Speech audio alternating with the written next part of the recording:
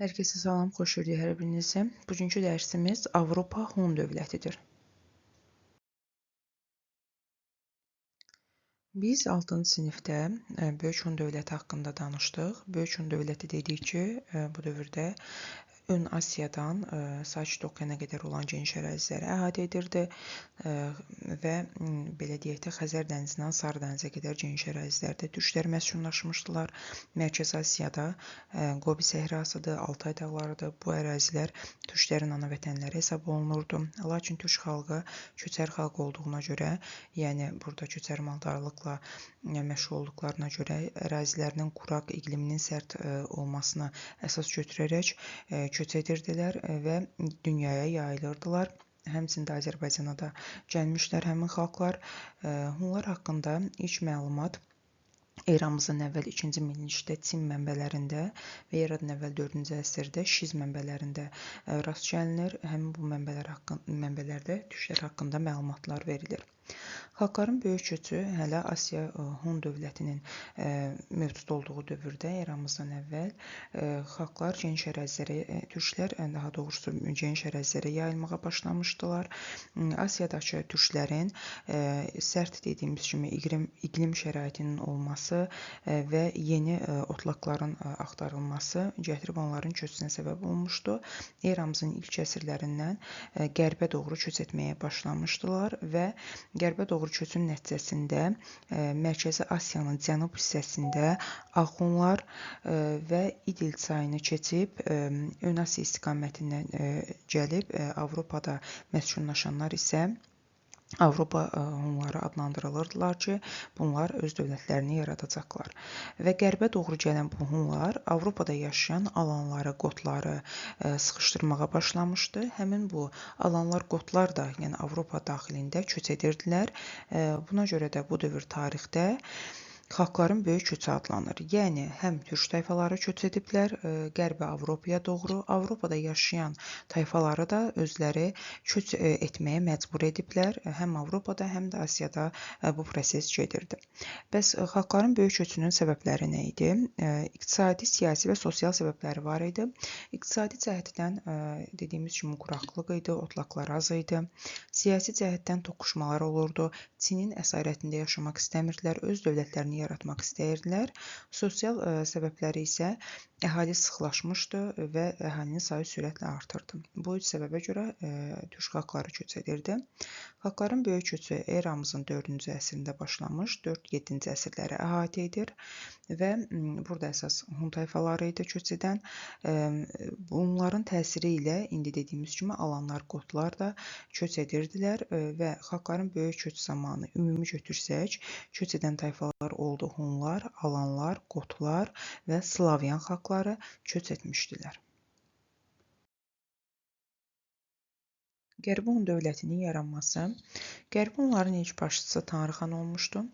Dövlət hələ yaranmamışdan öncə 2-3-cü əsrlərdə Hunlar Basil tayfaları Tanrı xanın başçılığı ilə Azərbaycanın şimalında möhkəmlənərək Anadolu istiqamətində yürüşlər etmişdilər, indiki Türkiyə ərazisi istiqamətində və Balamirin dövründə isə dövlətin əsası qoyulacaqdı.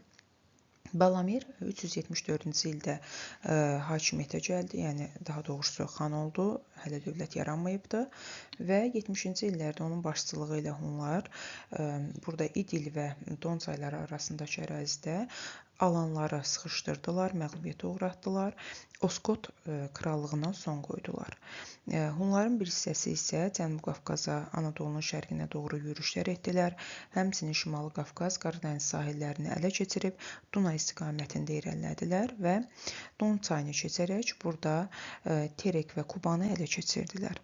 Krımın deməli bir hissəsini ələ keçirdilər. Demək olar ki, burada qotları məğlubiyyətə uğradıb, xalqların böyük keçid gedişində öz dövlətlərinin əsasını qoydular. Deməli, Avropada Hun dövlətinin əsası 4-cü əsrin 70-ci illərində qoyulubdu Balamir tərəfindən Qaradənizin şimalında, yəni Krım ərazisində və onun daha geniş hissəsində dövlətin əsası qoyulubdu və zaman keçdikcə bunlar Macarıstanı da ələ keçirəcəklər. Ümumiyyətlə Cənub-Şərqi Avropanın böyük bir hissəsini İdil çayından Dunay çayına qədər geniş əraziləri əhatə edəcəklər. Attilanın dövründə isə demək olar ki, Avropanın yarıdan çoxunu işğal edəcəklər. Xəritədə Avropa Hun dövlətinin yarandığı və genişləndiyi ərazilər göstərilibdir. Xəzər dənizinin şimal hissəsindən başlayaraq Qara dənizinin şimalı, həmçinin də Balkanlardır və Balkanların bir hissəsi, şimal hissəsi, Baltik dənizinin bütün hövzəsi, Avropanın demək olar ki, Baltikyanı əraziləri, Orleyana, Parisə qədər Hunlar gedib çıxıbdır, çox geniş əraziləri əhatə edibdir. Attila haqqında danışaq. Attilanı tarixi mənbələrdə Tanrı qırmancı Attila, dünyanı titrədən Attila kimi adlandırırlar. Onu Yuli Sezarla Makedoniyalı İskəndərlə eyniləşdirirlər tarixi mənbələrdə və onun hakimiyyəti dövründə dövlət çox güclü imperiyaya çevrilmişdi, qüdrətinin zirvəsini yaşamışdı. Hakimiyyətə gəlməyə 434-cü ildə olubdu. Qardaşı Biledi ilə ilk öncə bərabər idarə edirdi. 445-ci ildən isə yalnız idarə etməyə başlamışdı. İndi isə Attilanın yürüşlərindən danışaq. İlk öncə hakimiyyətə gəldiyi il 434-cü ildə Bizansa, yəni Şərqi Romaya yürüş etmişdi. Burada qalibiyyət əldə edib sülh müqaviləsi imzalamışdı. Müqavilənin şərti nədən ibarət idi? Burada Bizans hər il Avropa dövlətinə illik xərac ödəməli idi. Həmçinin burada ticarət əlaqələri tənzimlənməli idi.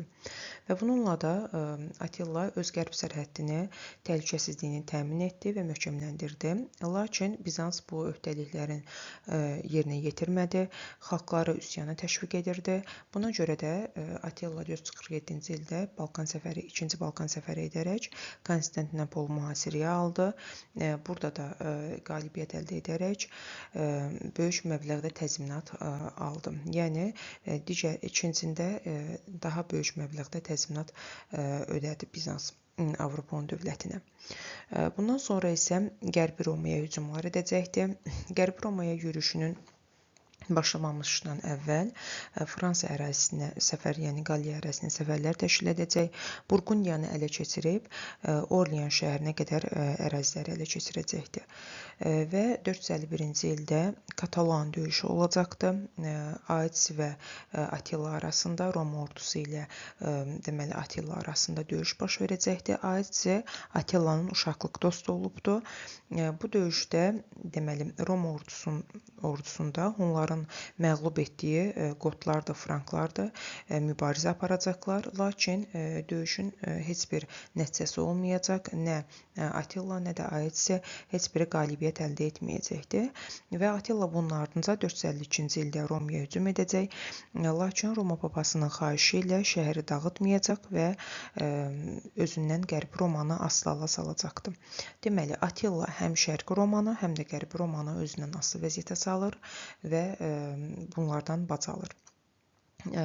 Attilanın 452-ci ildə Sasanilər dövləti üzərinə yürüşü planlaşdırılırdı, lakin qəfil ölümü bu yürüşün həyata keçməsinə mane olur və onun vəfat etməsi ilə dövlət daha da zəifləyəcəkdir. Bundan sonra isə biz dövlətin süqutu haqqında danışacağıq. Dedik 453-cü ildə Attila qəfil öldü və ölümündən sonra dövlət zəifləyəcək. Bunun səbəblərindən biri Qot tayfalarının üsyan qaldırması oldu. Üsyanın nəticəsində böyük oğlu qiyam nəticəsində öldürüləcək və 470-ci ildə Avropa Hun dövlətinə son qoyulacaq, dövlət süquta uğrayacaqdı. Lakin Hunların burada tarixi bununla bitmir. Onlar Qara dənizin şimalında, Qafqazda, Macaristan ərazisində məskunlaşacaqlar, daha da geniş ərazilərə yayılacaqlar və Attilanın kiçik oğlu Caba Macaristanda yeni bir dövlətin əsasını qoyacaqdı. Caba haqqında müxtəlif əfsanələr vardı və onun indinin özü də Budapeştdə heykəli ucaldılmışdı. Bugünkü dərsimiz bu qədər. Sağ olun.